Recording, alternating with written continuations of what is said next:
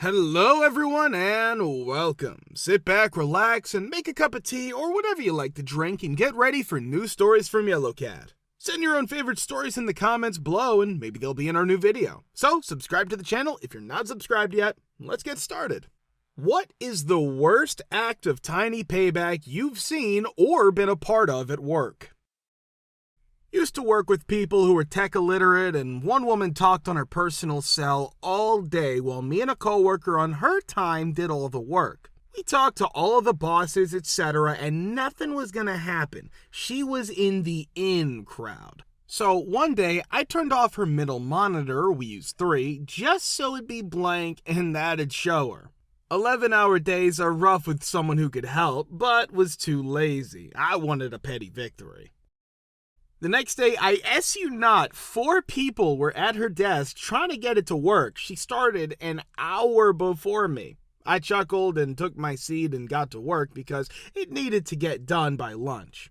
I finish our presentation, get it all set up before lunch, and they are still at her desk. It's been 6 hours at this point. I figured there must be something big they're doing. I'll help. I walk over and the middle monitor is still off and they're talking with our in-house IT department and we're at the point that they replaced the cord and we're going to order a new monitor. At this point, I ask if it's turned on. They look at each other, then at me. Of course it is. Which is when I reach over and turn on the monitor and boom, it turns on and displays correctly. I was so disappointed. Proud, but disappointed. The back parking lot at my job is pretty much split into 3 lots. One is owned by my boss's landlord and former boss, and the other is owned by a huge jerk who is adamant that this one tiny strip of land is hers, even though it's clearly not based on the plans for both buildings, the fact that my boss's landlord has been paying for maintenance of that area, etc.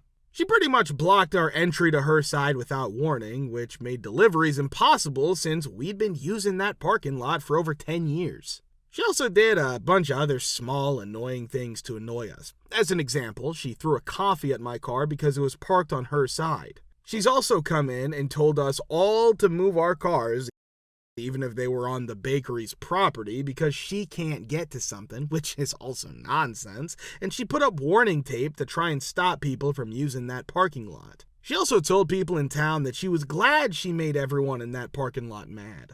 When I was leaving work one day, a delivery driver was using the only exit that was open because hers was blocked off. This meant that he had to basically back up a dirt uneven alleyway.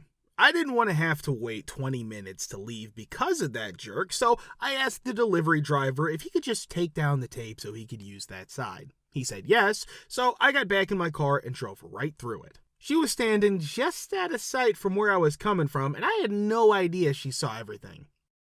She was mad, so she stood in front of my car and thought twice about hitting it. I wouldn't try to hit and run, but she doesn't know that for sure, and gravel isn't as easy to stop on in that situation as asphalt. So she just punched the side of my car as I drove by. I'm not sure how she did it, but I'm pretty sure she opened my fuel filler flap thing and yelled at the driver as he went by.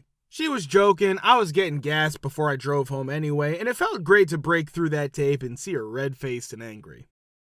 Since then, she's put these big metal planters right onto our land to forcefully split it. They're too heavy to move by hand, but they're not bolted down or anything. I've been moving them forward with my car every shift. I'm just gonna slowly move them back onto her land and keep using them for my sig butts.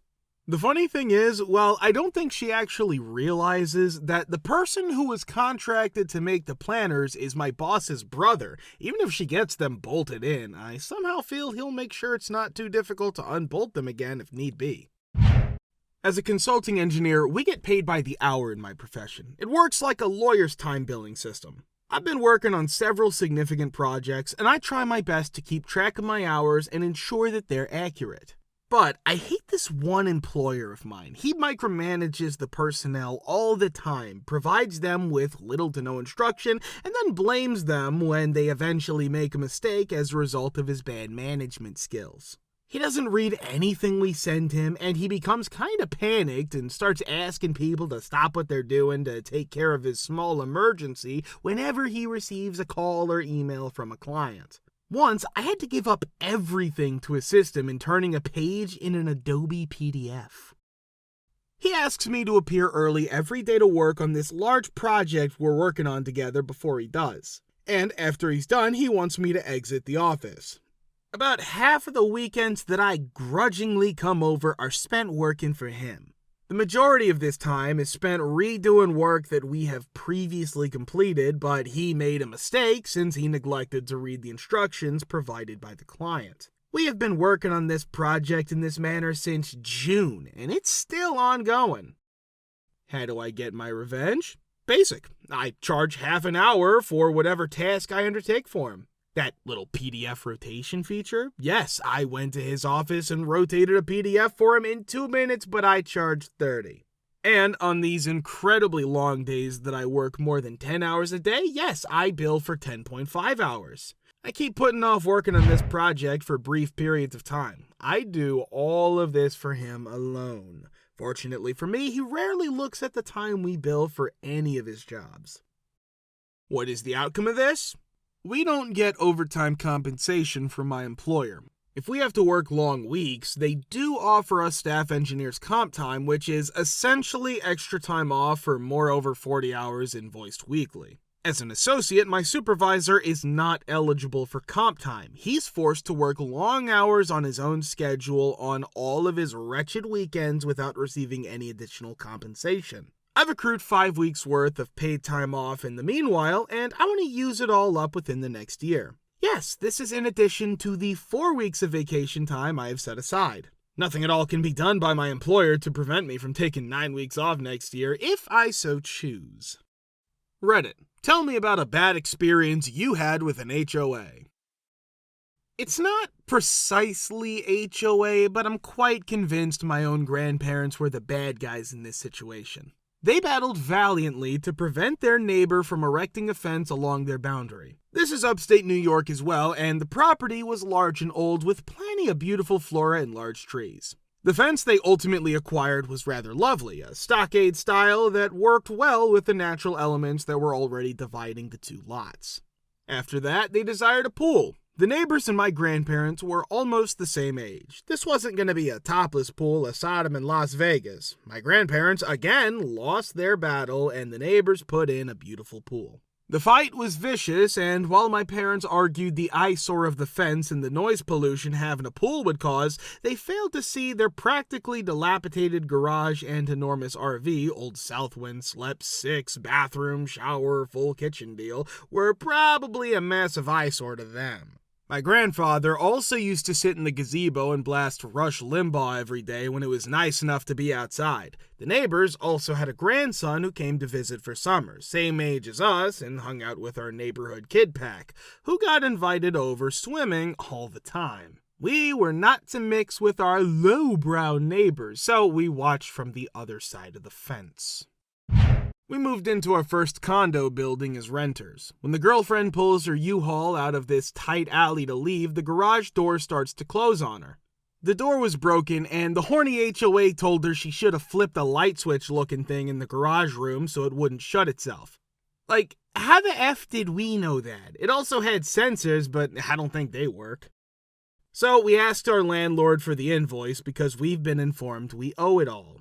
Well, no, we don't, because I saw them upgrading the door. It had like 4 service calls, even though the first one fixed it well enough for them to open it regularly. They added a steel bottom and replaced half of it. I asked for the bill to be shown to me. Again, I'm friendly with the owner and emailed him first to get this fixed. After 3 months, the owner finally said he had the bill and would mail it. Wow, I'm really excited about it.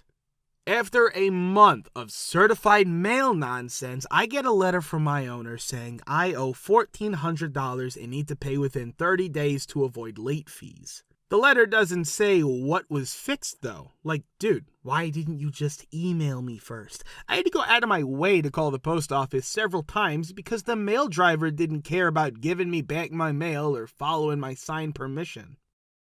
Thank goodness I was a renter, not an HOA pawn. My owner does have to show me a proper repair invoice, though. I think about it for a while and then call a few lawyers. We learn that we can leave and are due money for other things. As I think about it, my girlfriend comes back from getting food and hears the HOA talking about the situation we've caused in a secret meeting on the stairs. Keep in mind that our room was right next to the stairs. So we got a lawyer and S the F out of there. Everything went well. FHOAs, liens for small things, are a ridiculous imbalance of power. Yes, HOA boards might be good at first, but they'll change into any other kind of government over time. This is somewhat of a reverse story. I was the HOA president for a vacation home beach community with a couple permanent residents. Every year we pay $250 to our homeowners association. This paid for liability insurance, beach access, a day dock, and some landscaping in the shared areas. We were just about even with everything. There aren't many rules or anything that makes it hard. One homeowner and one lot owner didn't pay their dues for years, but they still used all the neighborhood facilities. The HOA board decided to put liens on their homes because they wouldn't pay and still use the perks. The owner's house was about to go into debt, but he finally made a deal to sell it. The day before closing, we all get a desperate call from the closing attorney and homeowner telling us we need to remove the lien immediately. I took it to the HOA board and recommended we not remove or discount the lien.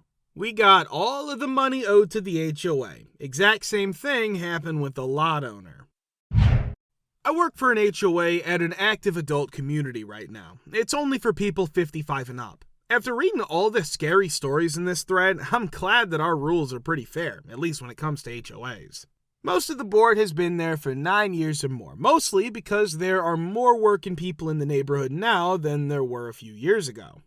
During that time, the board manager does everything possible to keep dues from going up and to keep them from going down as much as possible. Well, some of the choices they've made, like redoing the roof instead of reshingling it, aren't good. The board as a whole is good. They keep getting reelected, and most people in the town and the management seem to be happy with things. Someone who used to work for the union moved in about 4 years ago and now wants to be the big man on campus and take over the board. He starts a blog and writes about stories on it. First, they changed the facts about the board chairman to make him look like he wasn't doing his job. After that, he went to the office. My property manager was accused of not being up to par, and I was accused of being high with no proof other than the fact that I was 27 years old when it all began. He's tried to get the board 4 times, but has failed each time. I think he's kidding himself that what he's doing is great, but most of these people have seen this before. People who used to be makers and are now retired know what union thugs look like. He just won't stop saying that the board manager is stealing money, even though there's no proof of it. Every month, there are budget meetings where all residents can look over the last month's financials with the board and ask questions.